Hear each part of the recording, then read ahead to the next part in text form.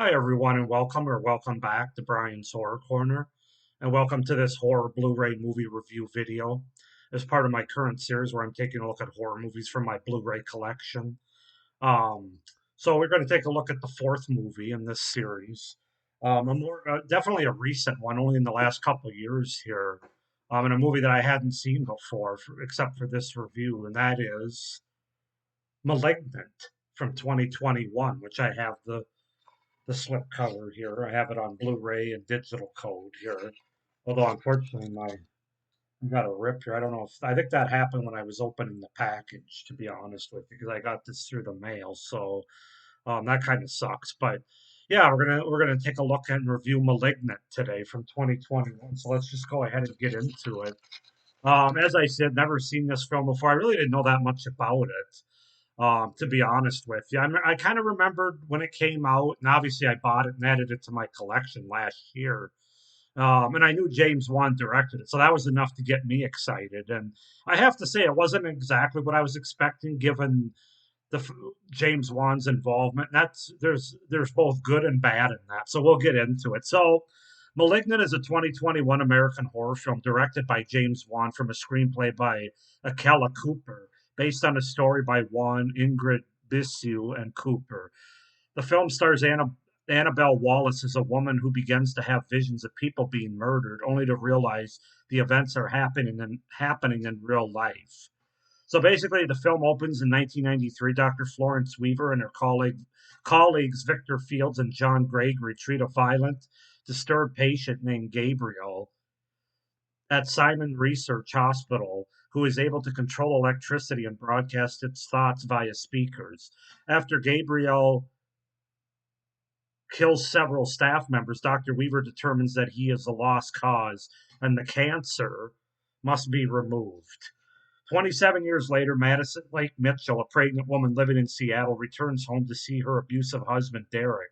During an argument about her multiple previous miscarriages, Derek smashes Madison's head against a wall, drawing blood. After locking herself in her room, she has a nightmare of a person entering her house and killing Derek. To Madison's horror, the killer attacks her shortly after seeing Derek's corpse, knocking her unconscious. Madison wakes up in a hospital and is informed by her sister Sydney that her unborn baby did not survive the attack. After being interviewed by police detective Kiko Shaw and his partner Regina Moss, Madison returns home. Madison reveals to Sydney that she was adopted at 8 years old and has no memories of her prior life. The killer kidnaps a woman running a Seattle underground tour, and Madison continues to bleed at the back of her head. She later experiences another vision in which she helplessly watches Dr. Weaver being brutally bludgeoned by the killer. So that's the setup and the premise for *Malignant*. As far as the cast goes, we have Annabelle Wallace as Madison Mitchell, McKenna Grace as young Madison, Maddie Hassan as Sydney Lake, George Young as Kikoa Kikoa Shaw, Michelle Brianna White as Regina Moss, Jean Louisa Kelly as Jane Doe slash Serena, Madison Wolfe as young Serena, Susanna Thompson as Jean Lake, Jeanne Lake, Jake Abel as Derek Mitchell, and Jacqueline McKenzie as Dr. Florence Weaver. So yeah, that's to set up the premise and the cast for *Malignant* from 2021, directed by James Wan. As I said, I was surprised by this film. I hadn't watched the trailer. I didn't know that much about it. I heard mostly positive things about it, some negative as well. But as I said, I was excited to check it out with James Wan's involvement. James Wan has earned the seal of approval for Brian here. That if he has a movie, a horror movie, that he directs, and I'm going to check it out. And that's just the way it is when you consider that he's basically responsible for three current horror franchises going on right now: Saw, The Conjuring universe, and Insidious. So, yeah, like I said, I was surprised by some things, both in a positive and negative way, but mostly positive is what my review for this movie is going to be. So let's get into it. So, starting with the pros, and I have to say the biggest thing about this movie, it has a really unique, batshit crazy concept that goes outside of any sort of typical horror movie norms or premises that you've seen before or that we tend to get nowadays. It's very different, and at times it's really campy. It's a really campy and fun horror premise with really good execution overall. So that's the biggest thing I can say about this movie. There's not one really like it. You can't really compare this like you can the Insidious movies or the Conjuring movies or the Saw movies or some other horror movies. There's not much to compare this to, at least not that I've seen. It's very unique and very campy fun. So that's the biggest thing that sticks out. I really love the overall score and soundtrack to this movie. It kind of has an 80s metal, like kick ass sort of score, or kind of a synth flavor to it that really works well and adds a lot of fun to the movie. But yeah, that caught my attention right from the opening of the movie was the score and the music used. There's a lot of kills in this movie, and there's a lot of blood and gore in this movie, which I wasn't really expecting. This is part of what I wasn't expecting from a James Wan movie. Usually, it's much more psychological with a lot of jump scares and things, with very little blood. But this movie was kind of the opposite. This had a lot of blood and a lot of gore, mostly blood, but certainly gore as well. So that kind of caught me by surprise, but in a good way. They're slicing, they're stabbing, kills are fun. The gore is fun more than it's like disturbing gore necessarily. It's more of a fun brand of gore, especially there's one scene in particular, the whole jail precinct scene. Like it starts in a jail and it spills out into the whole police precinct. Wow, is all I can say about that whole scene. That was some crazy batshit stuff right there. Where the gore really ratchets up, really comes into play, and it does at other points in the movie as well. As you would expect with James Wan, this is a beautifully shot movie with terrific cinematography and camera work. I really love the overhead shots that they have throughout this movie. It looks great overall. It's just a very well made, well looking movie that's easy on the eyes. So that was definitely there.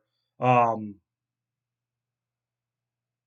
Great sound design as well, and really good visuals, like the world, like this whole world transitioning effect when the main character is sort of entering into the premonition or the vision that's about to happen is very effective. It was really cool how they did that. Where like she's sitting on the floor of a kitchen or something, and everything just kind of fades away or melts away into the sort of air where she was going to go, where the premonition was going to take her, and that was a very unique effect that really worked well for me, and I really enjoyed. The second half of the movie is really fun and intriguing with where they end up going. Where the first half of the movie is a lot of setup, a lot of things that are thrown at you that you just kind of have to say, okay, I wonder how they're going to pay this off. I wonder how they're going to pay this off. But the second half of the movie, like I said, it's really fun. There's a lot of fast twists and turns that are thrown at you, um, from the setups of the first half of the movie. They do a good job in the first half of the movie holding enough back from plot points, um, so that I thought the twists were really effective. I didn't see it coming.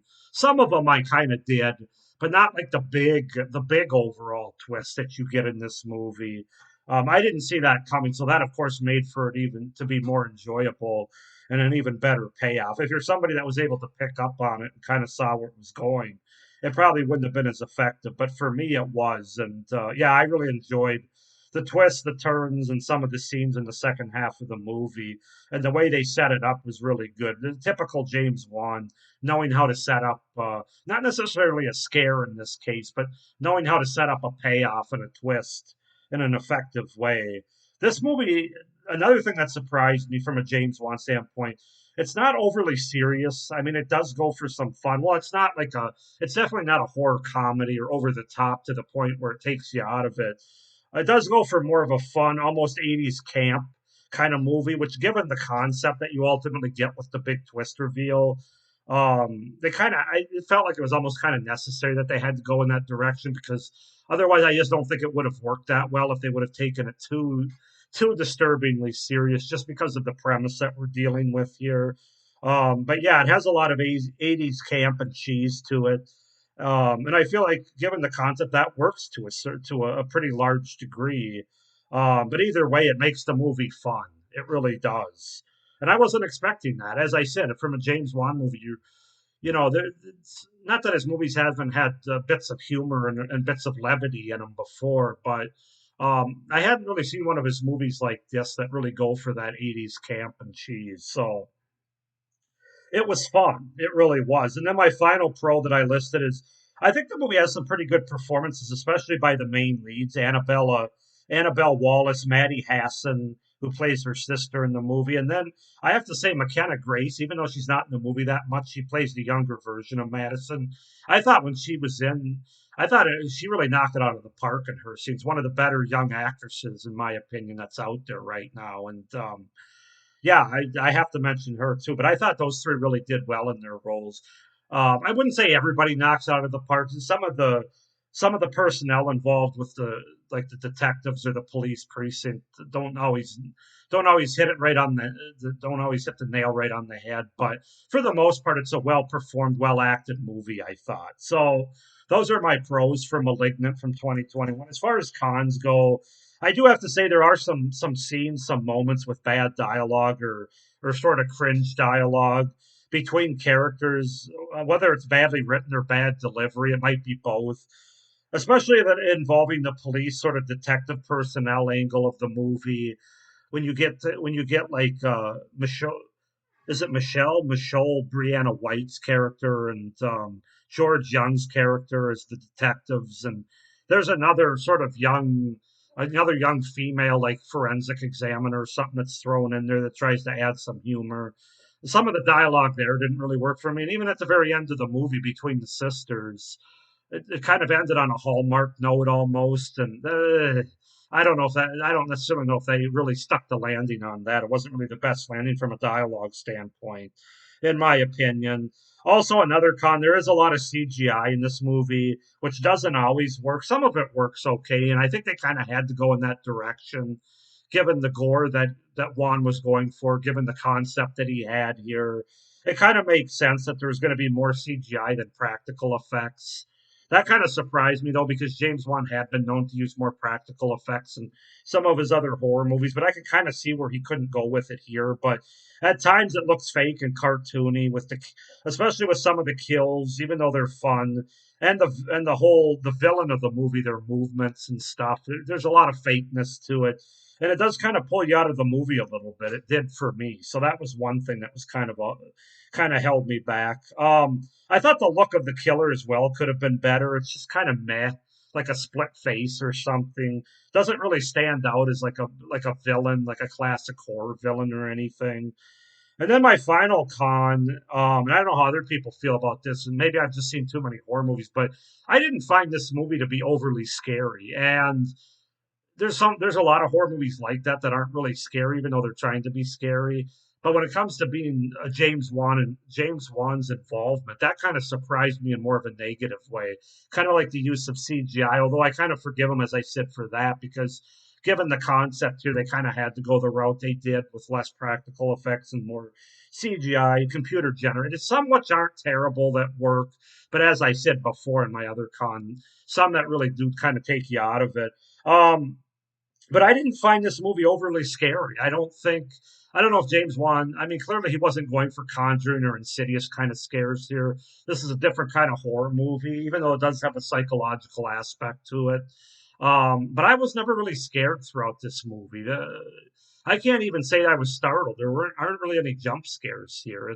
I think if they would have done better on the villain and it wasn't quite so fake and CGI, it is what it is, but I wasn't scared at any point during this movie. Them's just the facts. And so yeah, that's a con that I have to put in there. But overall, guys, I really did enjoy *Malignant*. I think from 2021, I do think it's an effective, good James Wan movie. Not one of my favorites of his, but good. And I like I said, I did enjoy the sort of campiness that's involved. I did enjoy the performances, some of the effects, certainly all the technical aspects, from how it looked, how it sounded, the score, all those type of things I thought were effective. Some of the fun kills and gore as well. Um, but like I said, it just wasn't scary for me, and a little bit more CGI than I like in my horror movies. So overall, though, I'm going to give this a 7.5 out of 10. I enjoyed *Malignant*. Definitely glad to have it in my collection, in my Blu-ray collection. Go ahead and comment down below what you guys think of Malignant. If you've seen it, do you like it more than I do? Less? Why not? In the comments down below. Please like this video and hit the little notification bell down below so you don't miss any of my upcoming reviews for this series, movie reviews. And please like this video and hit the little notification bell. Oh, I already said that. Never mind. Please subscribe to my channel so you don't miss any of my great horror content, especially my October. You don't want to miss that. But even the rest of the year and into next year, I kind of have some ideas planned out. So stay tuned for that. But yeah, I hope you guys are enjoying this stroll of this review series for my Blu-ray collection, horror Blu-ray collection. I hope you enjoyed this review. Um, I hope everybody's doing well as we're in the fall now, and of course, stay scared. Bye.